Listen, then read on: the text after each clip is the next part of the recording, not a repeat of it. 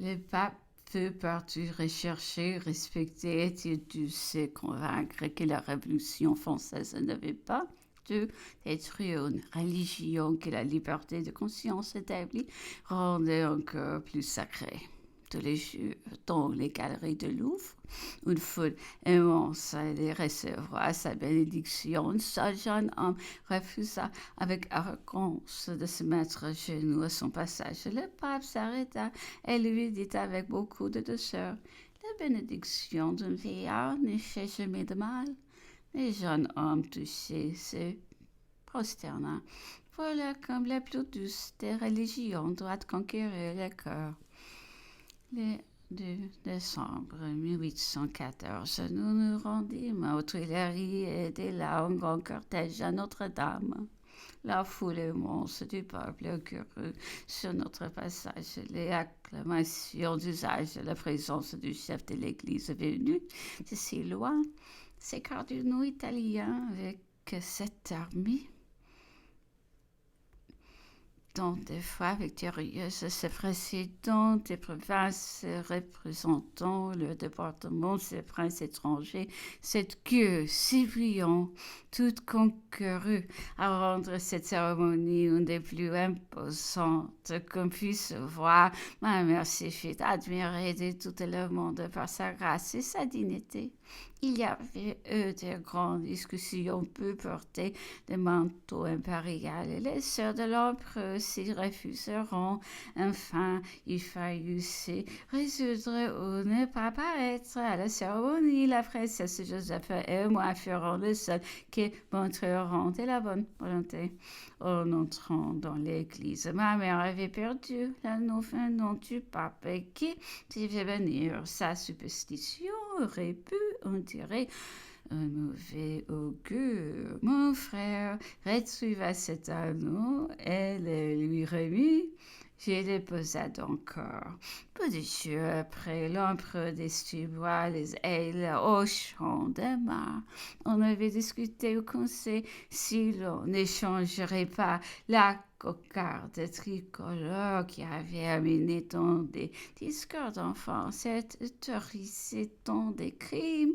Mais des victoires sans nombre l'avions rendu national et l'empereur fut le premier à reconnaître qu'elle était l'emblème de la régénération française et qu'elle devait enterrer ses aigles pour les faire toujours craindre au dehors et respecter au dedans.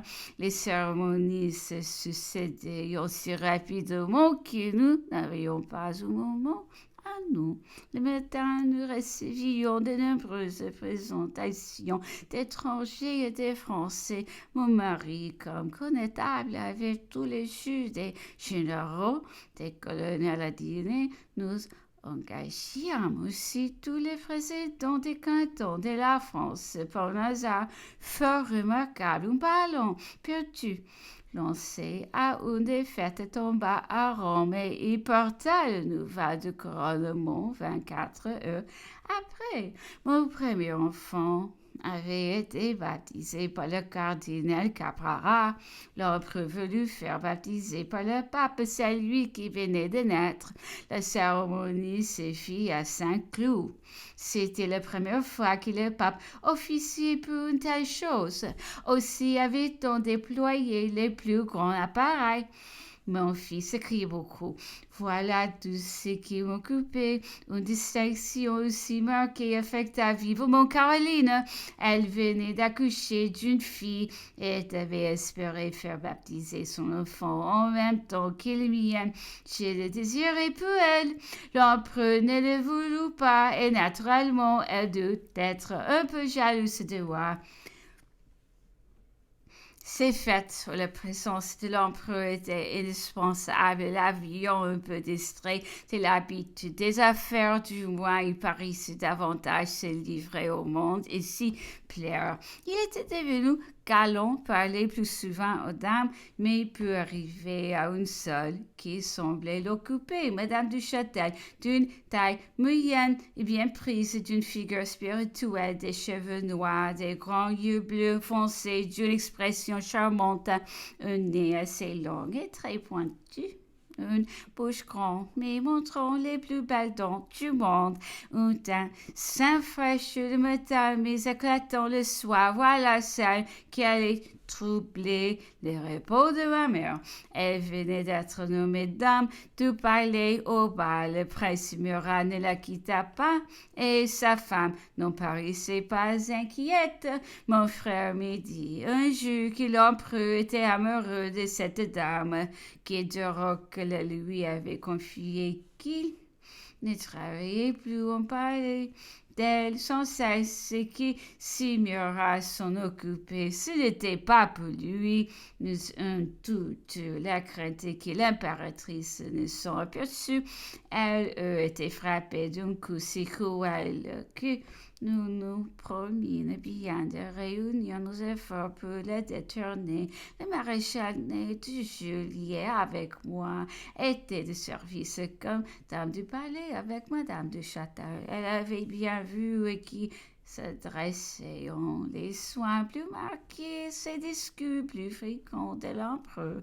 Ma mère commença à montrer une inquiétude dont elle craignit de voir l'effet retomber sur elle. Je la conjurai si l'impératrice l'accusait à faux de la laisser dans son erreur, puisqu'il serait facile dès long de s'amuser, tandis que si ses soupçons se fixaient sur celle qui était vraiment aimée, elle n'aurait plus d'incertitude et par là plus de bonheur.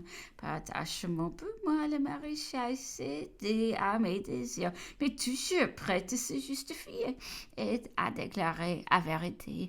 Puis ma mère s'apercevant très bien que quelqu'un lui enlevait la tendresse de son mari, elle vivait au bras aux plus tristes pensées, si malheureuse que je ne savais plus que faire pour la consoler. En confiant à Louis le sujet de ce chagrin, je l'ai prié de me laisser aller plus souvent chez l'impératrice, ce qui m'accorda avec beaucoup de peine. J'étais journellement témoin des scènes pénibles, les reproches de ma mère, fatiguée en l'empereur. Il se fâchait, elle pleurait près de ces dames qui la consolaient et répétaient partout le sujet de ses larmes. L'empereur était représenté comme l'homme le plus séducteur, le plus amoral, et lorsqu'il apprenait ses propos, sa colère éclatait de nouveau.